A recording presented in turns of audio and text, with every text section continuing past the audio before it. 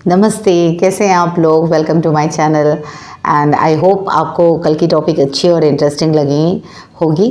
चलिए आज की टॉपिक पे भी हम बात करते हैं। मैं doctor Poonam, spiritual healer, vastu consultant, tarot card reader and a life coach, और मैं आजकल एनएलपी पे आपसे बात कर रही हूँ जिससे कि आप अपने एनएलपी को सीखें और अपनी लाइफ को ट्रांसफॉर्म कर सके, चेंज कर सके।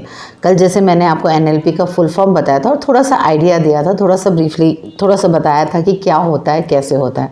अब हम और भी ज़्यादा डिटेल में जानेंगे। तो आज का टॉपिक है रिप्रेजेंटेशनल सिस्टम। अब अगर जैसे मैंने कल आपको बताया कि एनएलपी एक माइंड कॉन्सेप्ट है जो लैंग्वेज पे है, जो चीज़ों को कनेक्ट करके हम जिसको फील करते हैं, जिसको हम अडॉप्ट करते हैं, उस तरह का हमारा रिएक्शन होता है। ये चीज़ें कभी एक्सपीरियंस से भी होती हैं, कभी और किसी चीज़ से होती है, देखने से भी होती है। अलग अलग डेफिनेशन से ये चीज़ें हम जो अपने माइंड तक एक सिग्नल पहुंचाते हैं, माइंड तक एक टॉपिक पहुंचाते हैं, उसके ऊपर हम और बात करते हैं। अगर मैं रिप्रेजेंटेशनल सिस्टम के बारे में बताऊँ क्या होता है ये, तो देखिए जैसे कि अगर मैं बताऊँ सीइंग का, ओके, सीइंग या विजुअल का कहिए कि अगर एक गिलास पानी, आधा एक गिलास में आधा पानी है, उसमें आधा पानी है, एक गिलास है, तो कुछ लोगों को वो आधा पानी दिखेगा और किसी लोगों को लगेगा कि वो खाली गिलास है। कोई कहेगा आधा भरा गिलास है, कोई कहेगा आधा खाली गिलास है। नज़रिया अलग है पर देखने का कॉन्सेप्ट क्या है कि आप देख एक ही चीज़ को रहे हैं। दो अलग लोग हैं, दो अलग सिग्नल्स कैच कर रहे हैं, दोनों का देखने का नज़रिया अलग है, भले वो चीज़ एक हो। तो इस तरह से नज़रिया बदल जाता है।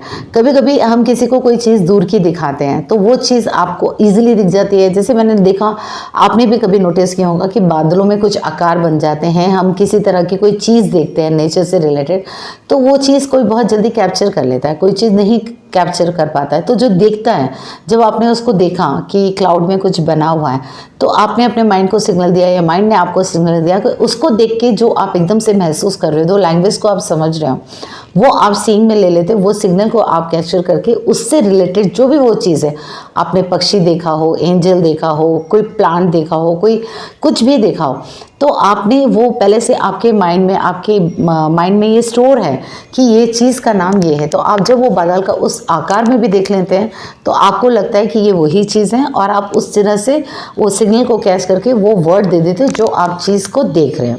ठीक है। दूसरा होता है जैसे कि स्मेल। किसी को स्मेल आएगी, किसी को ऐसा रहता है कि अक्सर आप किसी चीज़ से गुजर रहे हो, कहीं से जा रहे हो, कुछ है तो स्मेल आती है। किसी को अगरबत्ती की है, किसी को धूप की है, किसी को फिनाइल की है, किसी को ये। तो अब आप कैसे ये बोल सकते हो कि अच्छी स्मेल है, बुरी स्मेल है? दो तरह की स्मेल होती है। स्मेल जो आप कर रहे हो तो उससे आपका ये सिग्नल कैच कर रहा है कि ये बुरी है, ये स्मेल गंदी है, ये अच्छी नहीं है। जो बहुत ही अच्छी अट्रैक्टिव स्मेल होती है, जैसे कि धूप हो, अगरबत्ती हो, कपूर हो, तो इस स्मेल को आप क्या बोलोगे? अच्छी स्मेल है। ये अच्छी और बुरी का जो कॉन्सेप्ट है, ये डाटा, ये जो आपने पहले से देखा है, समझा है, सीखा है कि अच्छे को कैसे डिफाइन करना है, बुरे को कैसे डिफाइन करना है, ये भी एक तरह का लैंग्वेज, एक तरह का सिग्नल है जो आपके डाटा में है और आप उससे उसको कनेक्ट करके उसके बारे में बता रहे हो। ठीक है। फिर एक होता है फील।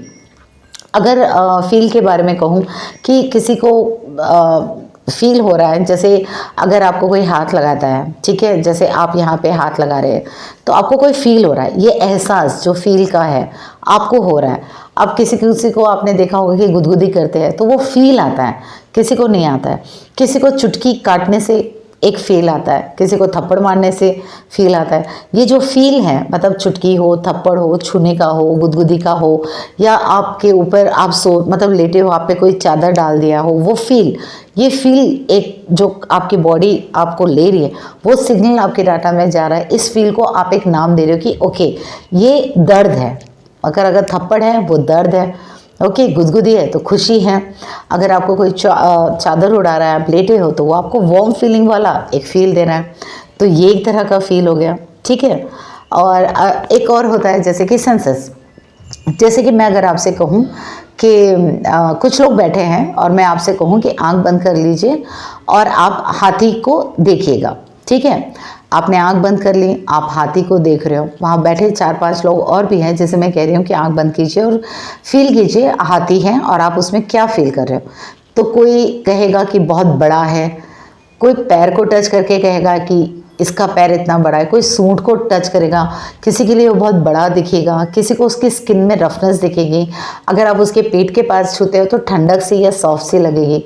अलग अलग चीज़ जो आप छूने से भी फील को जो देख रहे हो, आँख बंद करके भी जो फील कर रहे हो, जो आपका डाटा स्टोर है कि हाथी है और हाथी ऐसे हिस्से होता है, तो आप उस सेंस को, जो डाटा आपके पास है, उससे जो कम्युनिकेट कर पा रहे हैं कि ये हाथी है। इस तरह होता है। उसी तरह होता है टेस्ट। अब आपको तीखा खिलाए तो आप कहोगे बहुत तीखा है, बहुत आपको मिर्ची लग रही, आपको पानी पीना है। आपको मीठा खिलाओ तो बहुत अच्छा लगेगा, अगर आप मीठे के पसंद हो, मीठा पसंद करते हो तो आप मीठा खाओगे और आप कहोगे कि ये बहुत मीठा है, आपका फेवरेट। कुछ लोग रहते हैं बहुत ज़्यादा मीठा नहीं खाते पर थोड़ा सा मीठा खाते। कुछ लोग रहते हैं कि जो बहुत मिर्ची नहीं खाते, तीखा नहीं खाते, हल्का फुल्का सा तीखा खाते। ये जो तीखा मीठा है, ये टेस्ट है। ये टेस्ट जो आपको मीठा मीठा बताता है, खट्टे को खट्टा बताता है, तीखे को तीखा, ये सेंस ऑफ टेस्ट है जो आपके डाटा में आप फील कर रहे हो और उस हिसाब से आप कम्युनिकेट करके आप उसको बता रहे हो। कुछ जगहों पे हम ऐसे भी बोल सकते हैं कि ये आपको जो तीखा मीठा ये सब कुछ चीज़ें हैं, आपने कहीं से सुनी हैं, आपने स्टोर किया है, कैप्चर किया है, अब आप उसको रिफ्लेक्ट करके बता रहे हो कि ये ऐसा है। स्मेल का बताया, फील का बताया, टच का बताया। इस तरह से कुछ चीज़ें होती हैं जो NLP में मैं आपको वही बताने की कोशिश कर रही हूँ कि जिस तरह से एक डाटा हमारे अंदर, कॉन्सेप्ट एक अंदर हमारे पे सेव है, हम उसके बेस पे रिएक्ट करते हैं। हमारा बॉडी लैंग्वेज, हमारा कम्युनिकेशन, हमारा सेंस ऑफ ह्यूमर, या कहो किसी चीज़ को फील करना, किसी चीज़ का सेंस लेना, ये सारी चीज़ें, ये सारे टेक्निक्स जो होते हैं, ये NLP में आपको और भी ब्रीफली आगे पता चलेगा कि कैसे ये कॉन्सेप्ट काम करता है। क्योंकि आप कहीं से देख के सीखते हो या सुन के सीखते हो या उसको एक्सपीरियंस करके सीखते हो, उस हिसाब से आपका कम्युनिकेशन बनता है, उस हिसाब से आप एक तरह का सिग्नल देते हो। आपका सबकॉन्शियस माइंड वो सिग्नल को लेता है और आप उसके बिहाफ से उस चीज़ को रिएक्ट करते हो। तो ये है एक रिप्रेजेंटेशनल सिस्टम NLP का जो मैंने आपको बताया है। अगर इसमें आपको कोई भी डाउट है तो आप मुझसे कांटेक्ट करके पूछ सकते हो, और अगर आपको ये समझ में आ रहा है तो आप मुझे कमेंट करके बताइए कि इसमें आपके कौन सी ऐसी चीज़ें जो समझ में आए, कौन सी ऐसी चीज़ें जो समझ में नहीं। आप इसके बारे में डिटेल में भी और कुछ मुझसे डिस्कस करना चाहते हैं, पर्सनल किसी चीज़ के बारे में, जैसे किसी तरह का फोबिया है, किसी तरह का आपको डिप्रेशन है, एंग्जाइटी है, स्ट्रेस है, आप मुझसे कांटेक्ट कर सकते हो ताकि हम ब्रीफली उस टॉपिक से रिलेटेड बात करके आपको कुछ इजी वे में आप उस चीज़ से बाहर आ सकें। आप अपनी पर्सनल टैरो कार्ड रीडिंग भी मुझसे करा सकते हैं और आप अपना हीलिंग के थ्रू भी अपनी लाइफ को emotionally, physically, mentally, karmically, financially, spiritually heal कर सकते हैं। आई होप आज का वीडियो आप लोगों को बहुत पसंद आया। अगर आप मेरे चैनल पे पहली बार आए हैं तो प्लीज़ सब्सक्राइब कर लीजिए, और वीडियो अच्छा लगा तो लाइक कर लीजिए।